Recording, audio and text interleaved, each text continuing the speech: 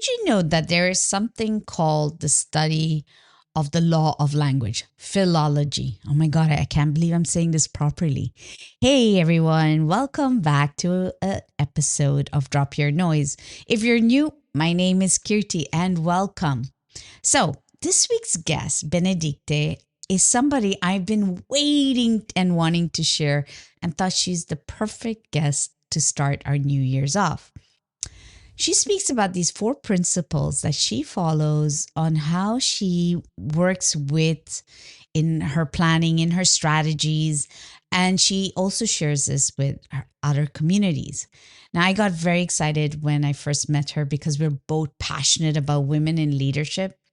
But I also love these four principles she follows because it aligns well about this idea of the importance of lateral thinking, importance of critical thinking. And also this thing about stepping out of not our comfort zone, but our comfort thinking. Now, hear me out.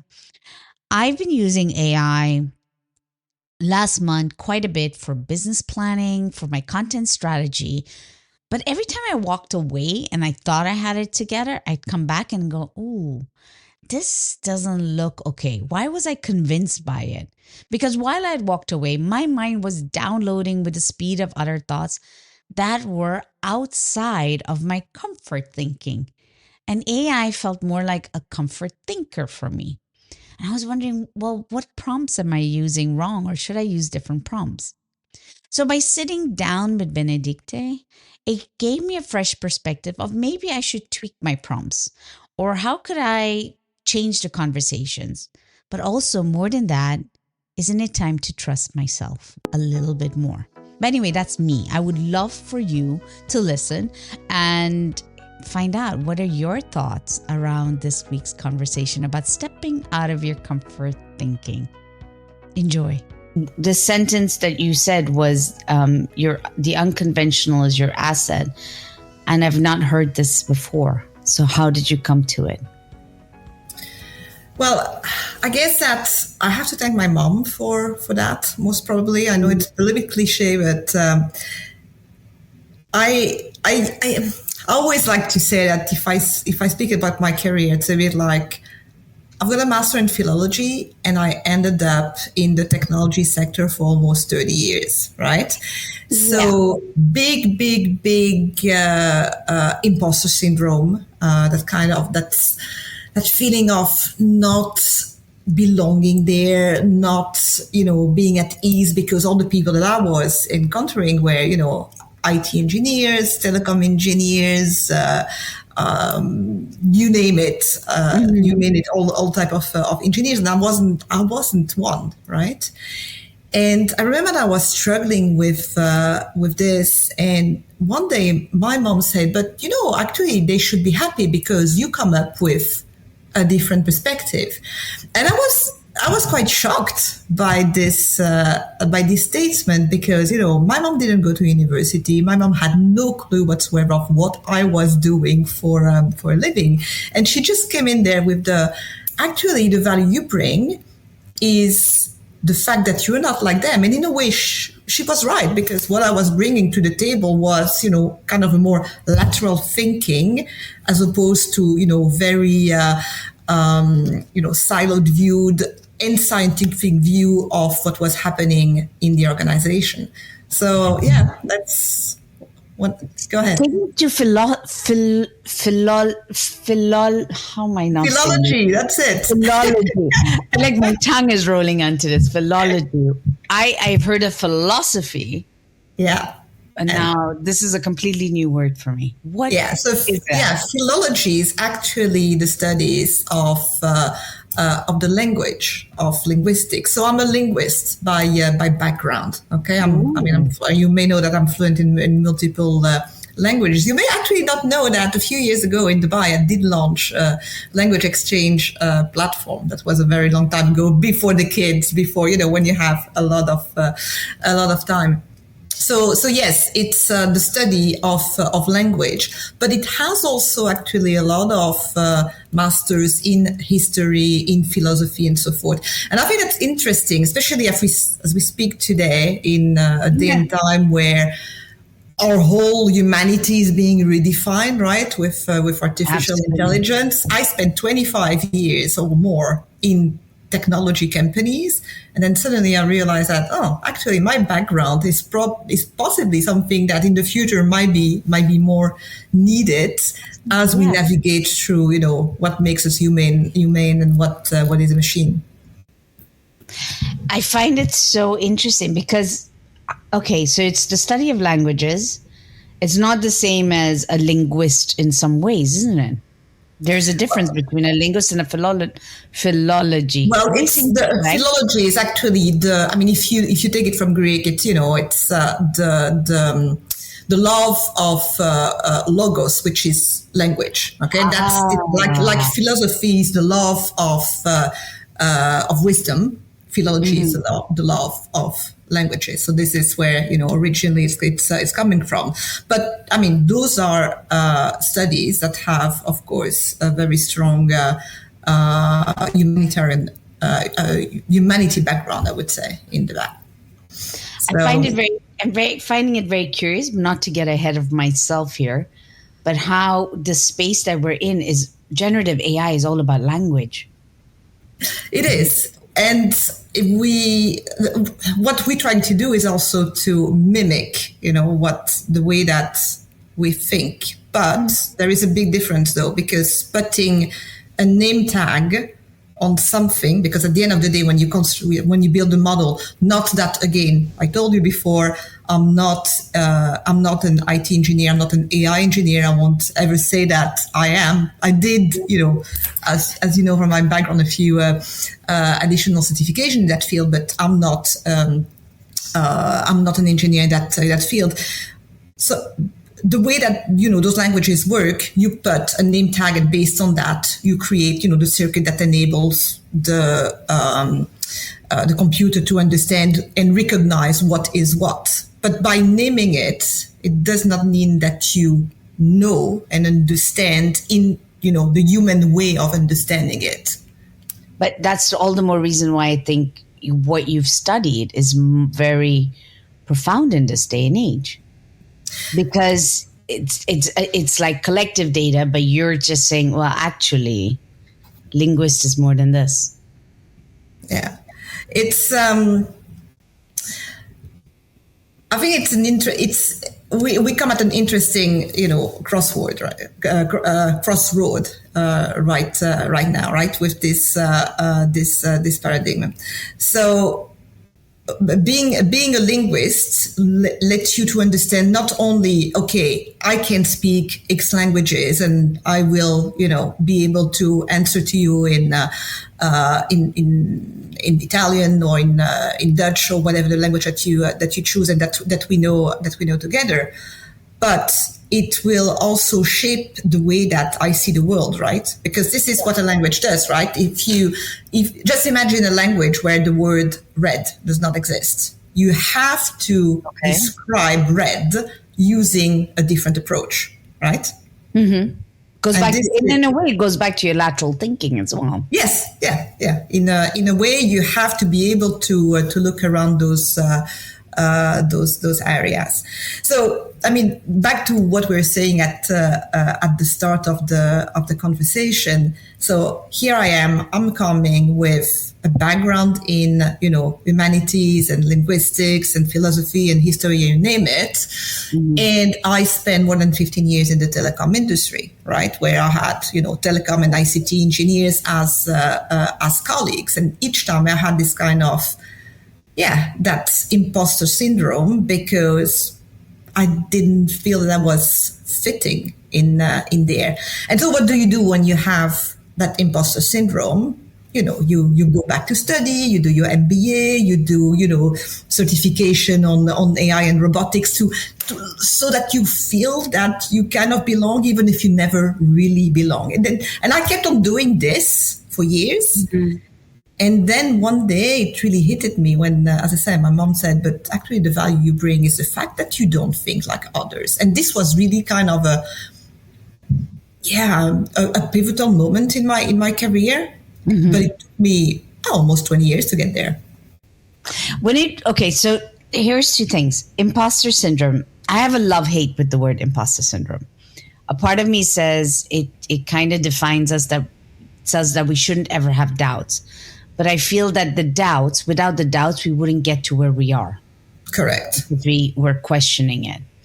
And then there is, what does it do once you have the realization that there was no need for this impostering of it, trying to change yourself into it? Okay. How does your confidence then just flourish out of that pivotal moment? So can you describe for me the two? Yeah, I mean, the imposter syndrome, it has been used and overused. But as you rightly say, if we don't have that kind of self-reflection and self-doubt, we wouldn't grow, we wouldn't force ourselves, we wouldn't put ourselves at risk to kind of counterbalance that imposter syndrome. If I didn't have, for instance, during my career, if I didn't had that sense of not knowing enough, not being at my place, I wouldn't have seen to get more learnings and more experience to increase my self-confidence, right? So from that perspective, I think that it really, drives you to go to stretch yourself, to get yourself. It's very uncomfortable when you are in that stretching phase. It's very uncomfortable because, you don't know how to do it. And only later on that you look back and say, oh, actually, I feel better now. I feel more confident than what I was a year ago, 5 years ago, whatever the timeline that you name. What happened when I had that kind of aha moment of actually, this is the value that you bring, is that suddenly, I was a bit more at peace with myself to start with.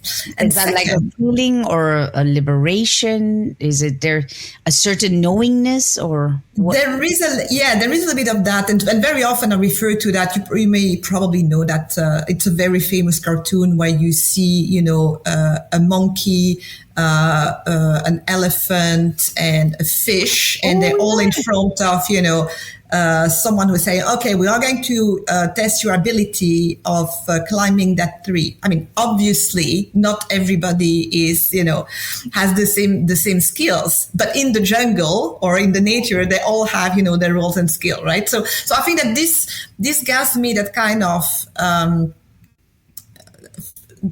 reassurance, I guess, that I bring value because I think differently, I think laterally, I've got that helicopter view that, others might not have otherwise. So that's the first thing. The second thing that it gave me as well was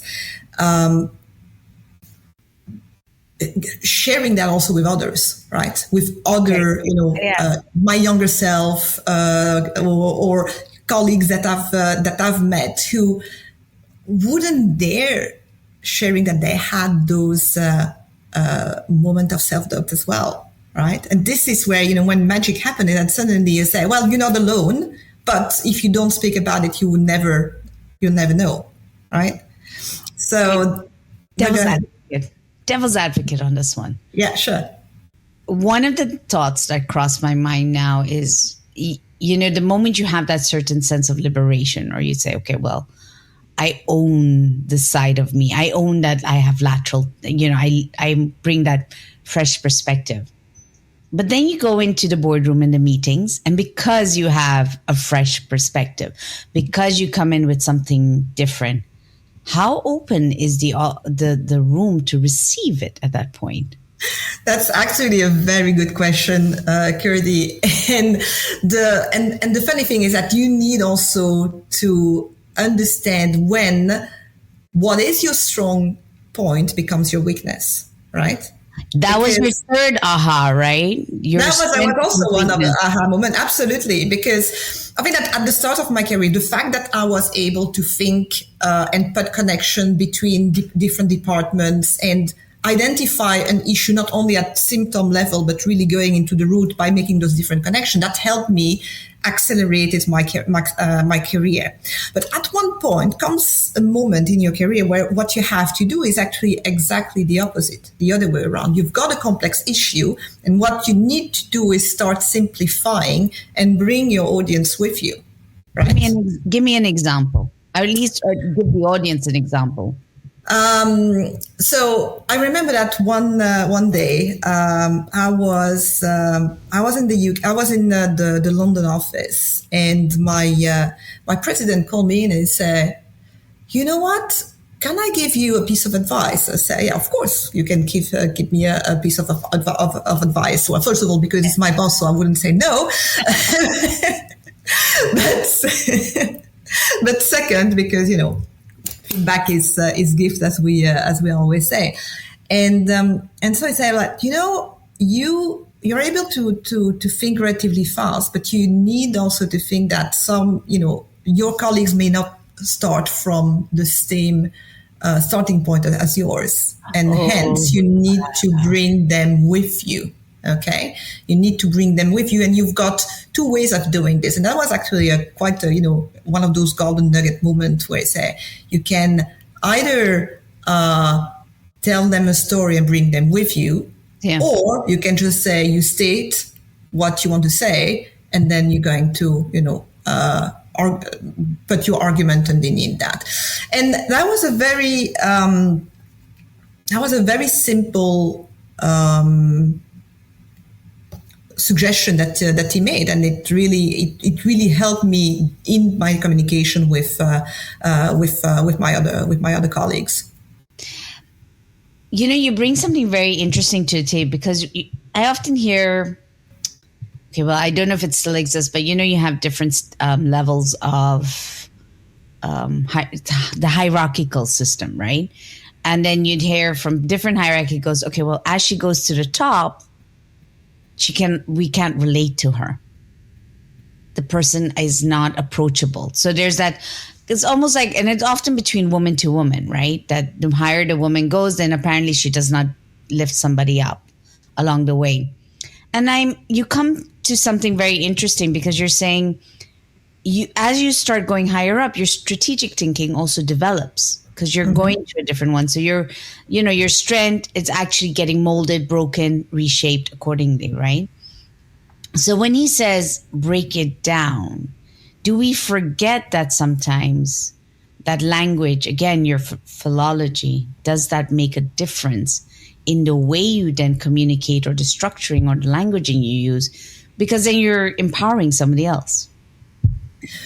It does. I mean, just to make an example, sometimes when you come with either complex jargon or elaborated vocabulary, well, you may lose your audience for different reasons, right? I mean, first, simply because not everybody might be a native English-speaking person. I'm not a native English person to start with. Second, you may also create that kind of distance, okay, between people.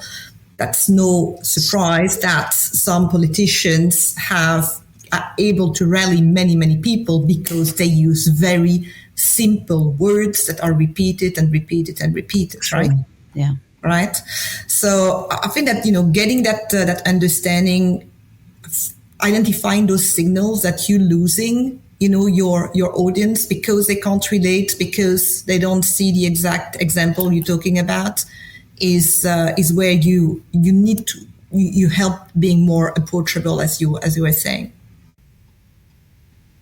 Yeah, that makes complete sense. I find the more somebody said to me, explain your complexity like you would to a 10-year-old, or like to your grandmother. Yeah. How would you explain that and take that approach?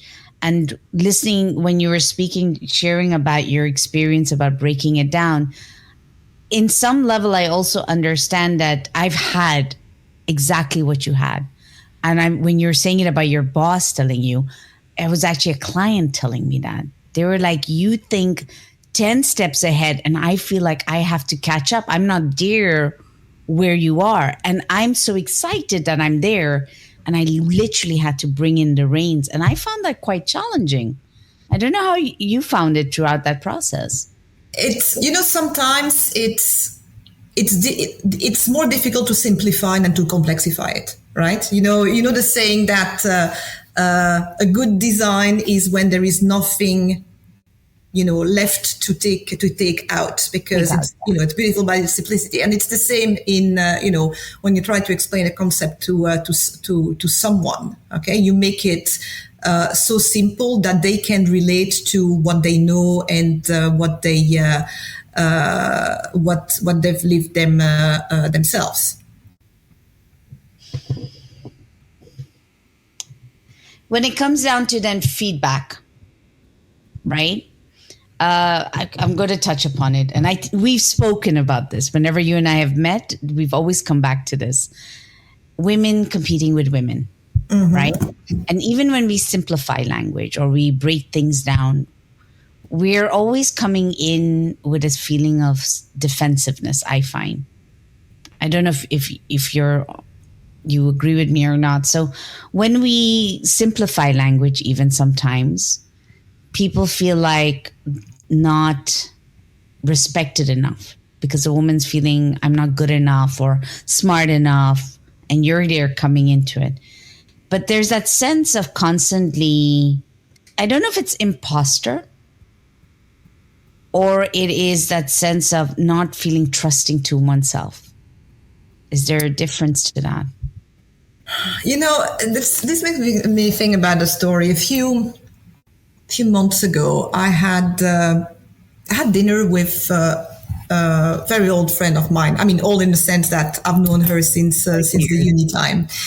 And I remember talking about, the concept of having a number of women on boards, or the gender parity, right, and the quota of having. And I remember telling her, I really don't like this idea of quota, because it feels like it increases the imposter syndrome for women, because then they start asking themselves, am I here because of my capabilities, or am I here because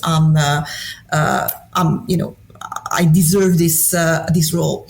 And I remember that her reaction, instead of, I was expecting her to, you just say, yeah, you're right there. She actually went totally the opposite way. And she said, you see that this reaction is exactly why they are more, and they are women that are trying to keep their turf and just want to be the chosen one and remain as just the chosen one. And I was like really, really shocked. I felt, almost attacked. Yeah. And a few days later, I started thinking about what she was saying, and in a way, sometimes, and especially possibly, the previous generation, maybe it's going to be different for the generations of my daughters, but it was so hard to get there that there is that sense of, now you should sweat and suffer as much as I did, right? Well, actually, by doing this, she's right. We are continuing the agenda of having only few women at the table, instead of growing the pie and enabling more gender diversity in offices. I mean, I've been lucky enough during my career to have supportive mentors. I would say both men and women, possibly more men than women, actually, strangely enough. And all those men had in common the fact that they had seen first time this playing out for their, wife or any relative. Yeah. It's interesting you say that, more men support the women. I have had that too. If I look back at my mentors, I have had women and men. And I find it very interesting as we go further and further, there is that sense of like, I own this and this is my turf. And recently I had gone for a conversation with other women, and it was indeed that you could see that it's like, I've earned really hard for it. But at the same time, they would say, well, we need to support each other much more. But her body language was the opposite of what she was saying.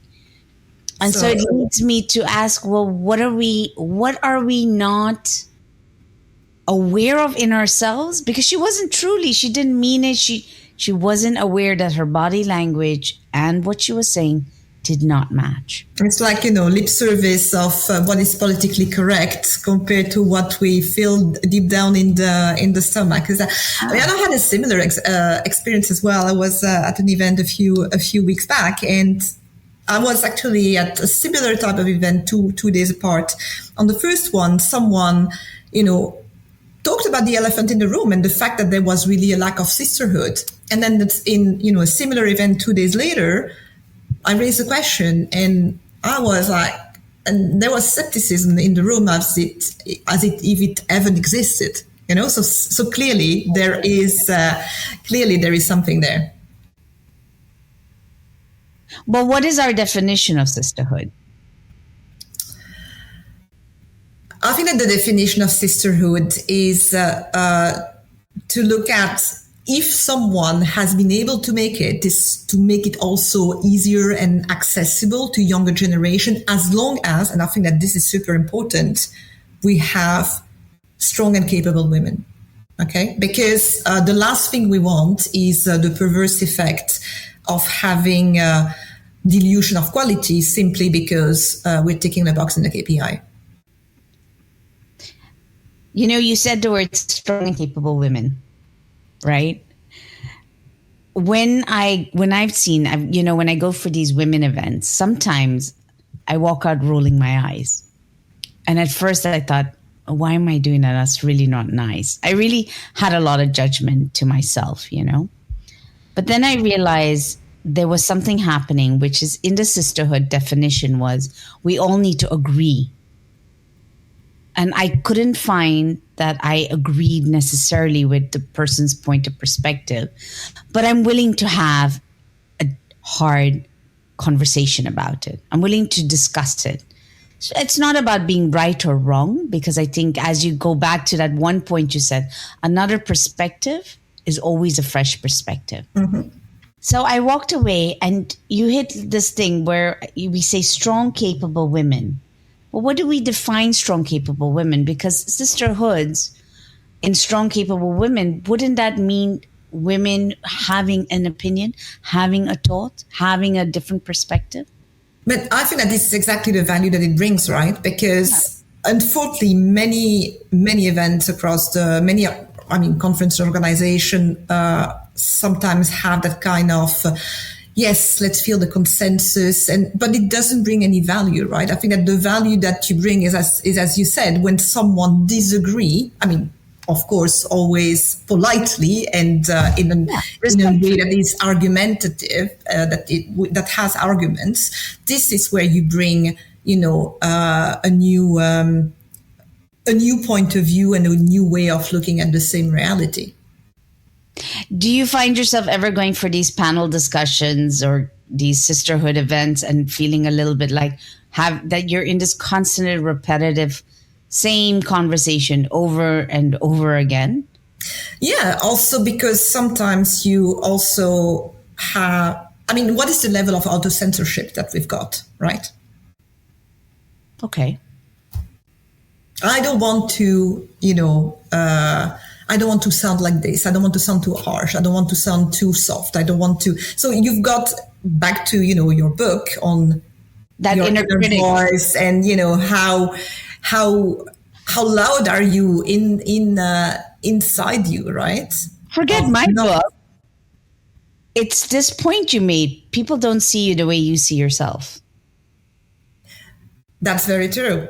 That's true for everyone, right? In the sense of, you're probably familiar with that, that windows of the way that you see yourself, the way that people you see you are the same, the way that you see yourself is different, that the way that people sees you, and then, that kind of black box. I remember that, few years ago, I had approached one of my boss's peers as a mentor. Okay, mm-hmm. and I remember that one of the first things that he told me when we had the first call is that Benedicte, you appear so well organized and thorough and everything, and I I almost fell off my chair because I said, well, if there is something I don't feel is, of being thorough and organized. So that's what I mean with the way that you see yourself and the inner dialogue that you have is not always the way that people perceive you, right? Yeah. So if we tie it back into how women are in these sisterhoods, what would there be? Sorry, repeat. What would be? So what would it be like if I tie it back to our conversation of sisterhood? People don't see you the way you see yourself, but yet when we go into that conversation, we're doing the opposite. And I'm not good enough, I'm this, I'm that. And then we stay in those same cycle of same conversations and the same panel discussions. Exactly, because, what the internal discussion that you have with, me, myself, and I are kind of, I'm not empowering you to be your true self. So you need first to master that internal discussion, and the way that you do that is by getting feedback from outside that suddenly look at you from a different standpoint, right? From a different perspective that you hadn't imagined. And if you receive a number of those proof points, well, at one point it must be true, right? Mm-hmm. If people see you in a way that you don't see yourself, what appears becomes reality. Very true. And how did you feel? So there are two types of feedback. There's also the positive, the celebration one, like, you're organized and you're structured, that you almost fell off the chair because it was receiving it. And there's receiving it in the celebration style, and there's the one that's receiving it as if it comes across as a personal attack, where it's not feeling very, it's not in the positive, it's in the negative. How did you go through those two? Okay, that one is more difficult to get, by the way, right? Because okay, you may receive it from your from your parents, from your partner, from your kids. Okay, yeah. So recently I got my 14 years old to tell me, "Mom, you really have to manage your anger issues." Thank you. And I said, why does she say that? Why does she say that? And then you start looking at the number of proof points and say, oh, maybe. Yeah, I didn't realize that I was doing this, and she's perfectly right. So that's those are those moments where you can get like kind of honest and harsh feedback, right? Mm-hmm. And in the work environment, it's not always that easy to get that, because sometimes it's it's sugar coated, or it is the harsh feedback is put into the sandwich mechanism, good news, bad news, good news, yes. And it kind of become sugar coated, right? I think that one of the exercise that I'm trying to do for my birthday, each time that I'm having a birthday celebration, invite a few friends, we go out for dinner or drinks, and I say, you know what, I don't really need a gift, but there is one thing that I need, is that, okay, here's a hat, here's a small piece of paper. Can you please each put 3 qualities that you see in me? You fold it, you put it in the hat, and then the same for the areas to work on, right? Ah, I like that. And this is free therapy. This is free feedback. And I encourage everyone to do it, because this is where you realize that, and by the way, when I did that, mm-hmm. I received also a number of labels that were saying, structured, organized, etc., etc. I said, I can't believe I'm receiving that. Mm-hmm. And then I was looking at, what am I doing here? I was actually putting all of this in an Excel spreadsheet and looking at occurrence. So they were totally right. I think I would agree with them, because when our emails were going back and forth, I was like, wow, she is organized. Because you had all the bullet points, you had it thought through, you had everything to the T. And if you see mine, I'm like creative all over the place. And I was like, oh, the structure is good. So yeah. I would say that. And what do you do with then when you receive, Are your friends giving you the constructive feedback as well, or are they saying, "Oh, I don't have anything," or they avoid it, or do they really tell you like it is? Well, in that case, it was anonymous. Well, anonymous. We were, 20 ladies around the table. So, I mean, I may have an idea of who said what, but not necessarily. And I think it's better, right? Because you want this to be totally unbiased, right? You want this to be anonymous to get real feedback, I think. I think women are quite open to the feedback because we work really hard on ourselves. I find. I see it often that the feedback they always remember is the harshest one. It's not the moment they get the one that feels nice or the one that actually is an accomplishment feedback, let's call it. They will dismiss it much easier. Like you said, fall off the chair, and it's very strange to receive it from the work environment, I've noticed.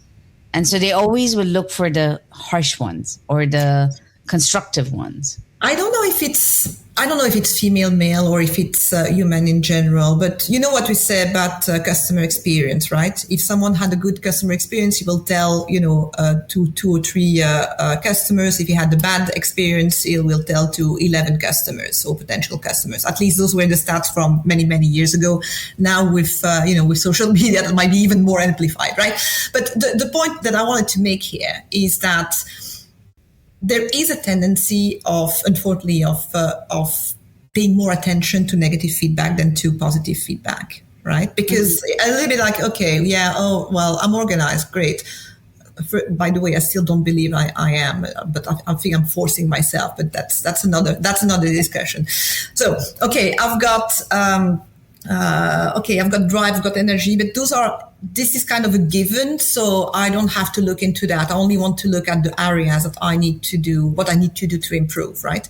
Whilst if you think about it, your weakest point and your strongest point are usually all of the same, right? Just in an extreme. Just in extreme. So, for instance, just to give you an example, if someone is telling me, well, you've got a lot of drive, right? It's great, you've got a lot of drive, but the negative of that is, being a bulldozer and not thinking about, not looking at what people want and not getting enough traction from them. So it's the same strength and weaknesses, just taken from a different angle. I hadn't thought about that, actually. It's a very valid point. Because also, in some occasion, your strength is your weakness. Absolutely. It is. And you go in with the bag of, this is my strength, only to realize you don't know it all at all. And then again, all your 4 points come in. You have different perspectives on the table. People see you in a different way. And, you're trying to connect dots, and all of a sudden you're here, and that strength, you might have to look at it and go, well, hold on, this is not applied at the right time. Yeah. You remember that aha moment of at one point you need to unlearn your strengths and do the contrary. That's exactly the same thing. So for instance, the fact that I was able to look at the big picture, put the connectors, have, multiple departments working together, which was my strength, was also my limitation. And I had to take that out and roll it back and simplify it, because then people were getting overwhelmed. So your strengths and your weaknesses are the same. It's one single coin, but still too much in one area or the other. Those are your attributes that can go positive or negative depending on the circumstances, or the circumstances in your life, but also where you are in your career. Some things help you at the start, and then you need to change them as you move towards in your career. I think that's such a fabulous reminder. I mean, I'm thinking about this and I go, that's really something to carry, because it keeps you aware that when you walk into every moment in a, whether it's a meeting or a network or even a relationship conversation, if you bring in too much of strength, that's when it doesn't help you. And if you're too apprehensive of it, also, it might hold you back, which Absolutely. is the discomfort on is knowing the discomfort. I used to work with someone a few years ago, and his say was, your strengths and weaknesses are the same coin, except that when you use it, when you are at the balcony, when you use it as a strength, and you are really at the basement, at the cellar, when you use that same thing but as a weakness. So it's the same, but it becomes your weakness. But either way, when you're down in the basement, I have this analogy that when you're down in the basement, you have to understand how to use your weakness, how to turn your strength into. It's like lateral thinking. I'm trying to find the right word for it, but you try and break your strength and mold it differently, or flex it, or adapt it differently to climb out of it. If that makes sense. Yeah, it's just like, you, for instance, let's take another example. Okay, I'm all about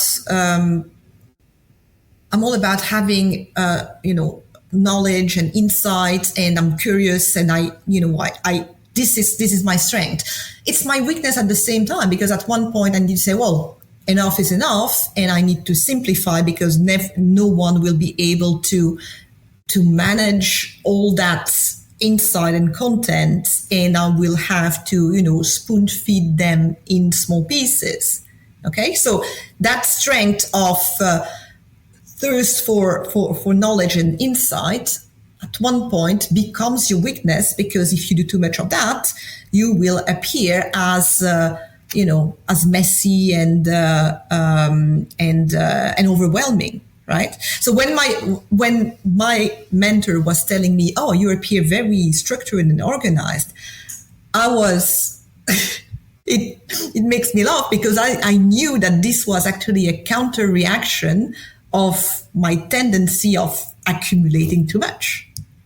You see? Yeah. So it's kind of auto-discipline that you have to put for yourself.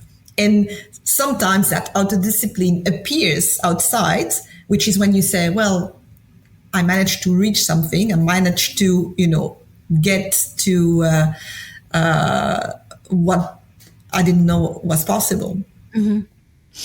It reminds me of in the Buddhist philosophy, there's something called not too tight, not too loose. Yeah. And this is exactly it. It's just not know when you shouldn't be too tight, and know when you shouldn't be too loose. And then I come back to this image of this girl I had seen, and she was very protective. And I also noticed it was a very cultural thing. Like, this is a big accomplishment she did, even in terms of her strides as a woman from her culture, from Asian descent.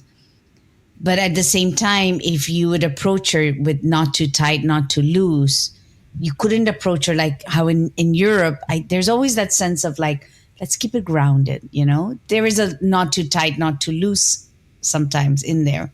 But in this case, it's like, how do you culturally tell a person, it's okay, relax, You don't make your strength your weakness.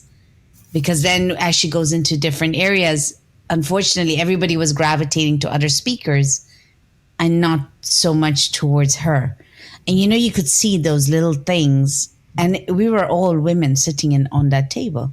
And I found it very interesting to observe, to see that how we act, gravitate, and how much, going back to what what you're doing, with language, how much language makes a difference to your presentations as well.